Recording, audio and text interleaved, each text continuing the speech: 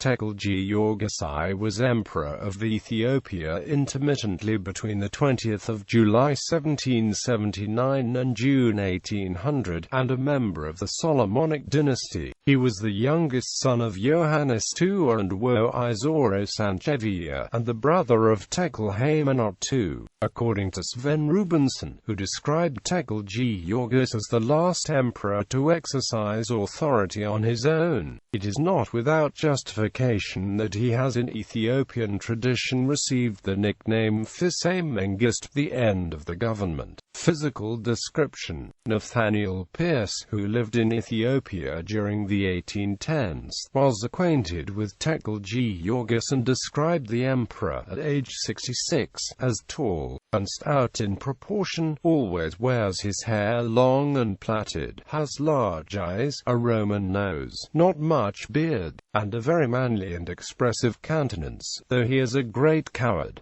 He has a dark, shining skin which is very singular, as were very fair for Abyssinians, while he, the youngest son, is as dark as mahogany. The Ras, who knew the whole family, often remarked this, and repeated, "black without and black within." Pierce continues his description on the next page, noting that Tekle Giyorgis is remarkably proud of his person. Though a little bald at the top of his head, he manages to have the hair, which is nearly a span long, so plaited and disposed as to hide the bald part. He always wears silver or gold bodkin with a large head, called woolever, upon his forehead, and round the instep, and below the ankle, a string of oval silver or gold beads, such as are worn by all women rich and poor, and which are called valu. Then the Englishman concludes this description with an account of the former emperor's character, by writing, "I shall begin by stating, in plain English, that he is a great liar and a great miser, and from his childhood has been remarkable for his changeable and deceitful temper, and utter disregard of his oath." Pierce illustrates this by his treatment of Wald Gabriel, the son of Ras Mikhail Sahul, who had restored him to the throne after the Rases Ali and Meru rebelled against him. When Wald Gabriel protested that his men were exhausted after the campaign against the rebels,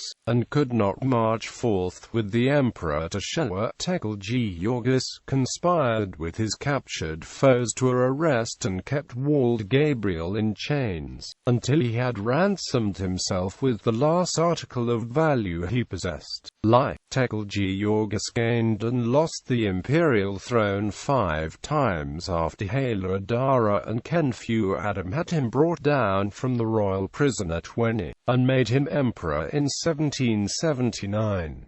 According to E.A. Wallace Budge, the emperor proved unpopular from the beginning, and until he was deposed for the first time on the 8th of February 1784 by Ras Abeto of Gojam, he was forced at times to seek a safe haven with Ras Wald Selassie. However, the royal chronicle presents a very different picture, with the chronicler Alakagabru stating that public opinion in Ubaba forced Khenfu Adam to elevate Tekle Giyorgis.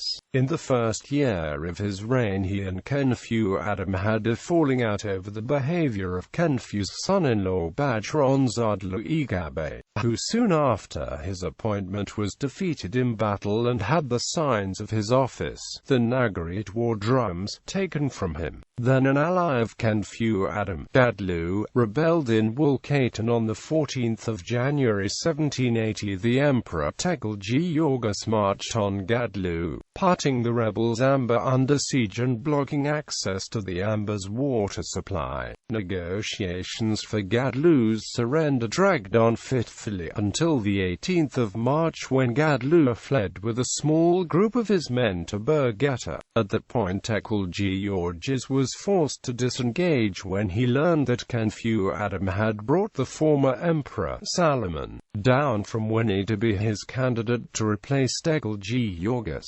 Tekle Giyorgis broke camp to face this threat only to receive word that one of his other loyal nobles, Dejazmach Mubaraz Bokar II, had defeated Kenfu Adamat Mayum Weha on the 25th of May, and both Kenfu Adam and Haile Adara were now in custody. Later in 1780, Kenfu Adam escaped from his imprisonment and made his way to Gojam. Tekle Giyorgis marched from Gondar on the 4th of November in pursuit. By the 27th of June 1781 he had reached Dangila, where he learned that Kenfu Adam had been recaptured. Although Kenfu Adam and his brother Haile Adara could have been executed for their acts instead, out of leniency, Tekle Giyorgis had them blinded. That November, Tekle Giyorgis undertook another campaign to Wollo, with the intent of visiting Shewa and forcing its ruler, Asfa Wasson, to submit. It was during this campaign that Tekle Giyorgis ordered the construction of Debramet Mayum Church in Gondar, delegating the direct management of its building to Ras Iyada. Richard Pankhurst notes that this church is the last example of imperial patronage in Gondar in that century. The emperor's first step was to secure his flank against the hostile Oromo, whom he defeated at Wushale the 14th of March 1782. At the same time he had to suppress a plot against him by putting Dejazmach Wald Gabriel in chains. But once they reached the Bashilo, his men mutinied at the prospect of crossing into Shewa, and he was forced to turn back. Within 3 weeks, he was holding court in Oringo. The tribute from Asfa Wasson which reached him months later was small compensation for this failure. Alakagabru continues Tekle Giyorgis' chronicle only until the beginning of his 5th regnal year, or mid-October 1782. From this point, the royal chronicle is taken up with the biography of one of the warlords of the Zemen Mesafint, Haile Esthe. The fall of Tekle Giyorgis from his throne is told tersely. Dejazmach Ali Gwangil and Ras Haile Yosadik conspired to depose the emperor. Tekle Giyorgis marched from Gondar to Gojam, where he expected to deal with Ras Haile first, but the Ras managed to evade him and crossed the Abe to join Dejazmach Ali. The emperor withdrew across the Abe to Afarwanat, where he was defeated in battle and forced to flee into exile at Ambassal. Dejazmach Ali and Ras Haile Yosadik decided to rid themselves of Tekle Giyorgis, and who stood with the emperor at Afarwanat is not recorded. Second reign. Before Tekle Giyorgis was restored as emperor on the 24th of April 1788, two rivals for the throne had appeared, Iyasu and Barada Mayum, supported by rivals of Ras Ali, until he lost the throne the 26th of July 1789. Tekle Giyorgis was one of 5 emperors ruling in Ethiopia in the years of 1788 and 1789, the others being Iyasu III, Tekle Haymanot II of Ethiopia. Third reign. In January 1794, Tekle Giyorgis defeated the warlord Ras Haile Yosadik, and once again was emperor. He went to the province of Dembia in the northwestern part of Begemda to seek the support of Dejazmach Gadlu, but the Dejazmach would not receive him. However, Ras Ali Gaz, the brother of Ras Ali and who had a large army encamped at Weha, did receive him, and with his help Tekle Giyorgis was able to hold on to the throne until the 15th of April 1795. Later reigns. Tekle Giyorgis was restored as emperor a 4th time December 1795, and remained emperor until the 20th of May 1796.